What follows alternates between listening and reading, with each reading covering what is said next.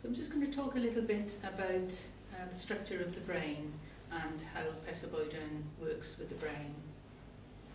When we are born with a complete brain, but it doesn't all, it's not all working, it's not all online.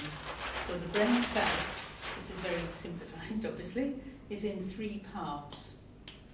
The bottom part is called the brain stem, and this part is at the back of the neck and actually goes down the spinal cord, and this operates all our internal organs and our skeletal muscles. So when I move my arm, I don't know which muscles I need to operate, but the brainstem does. I've kind of delegated that function to the brainstem, so it operates all the digestive system and so on, the heart rate and so on. Then we have something called the limbic brain, or the limbic system.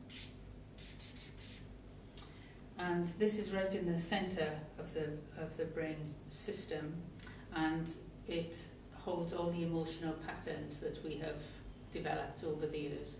So this is where most therapeutic approaches, including Pesso Boyden, works. We're looking at the emotional patterns that are held there, formed in childhood and by events later on in life. And then on top of that we have the cortex.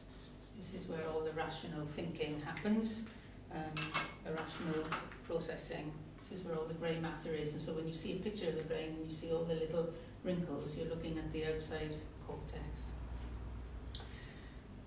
So when we're born, this brainstem works, the little baby can move about, but the limbic system is all there, but it's just starting to form. Some of it might have started in the womb, but it's very amenable to what happens from the environment. It's very reactive to the environment.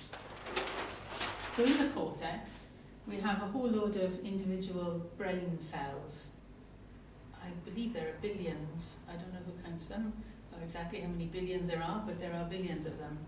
And what they start to do is they start to link up, and they start to form neural pathways. So there's a saying about cells that fire together, meaning fire at the same time, wire together. So if I see a friendly face coming towards me and they smile at me and I feel warmth, I will start to associate warmth with that friendly face. If somebody comes at me with hostility, then it forms a different pattern. So if all goes well in childhood, I will start to have patterns forming that says people are friendly, or people are nice, or I am lovable. So brain cells will start to physically form neural pathways that reflect those messages. If I have a different experience, then I might learn that people are threatening, or that my feelings are not welcome. Different patterns start to emerge and form.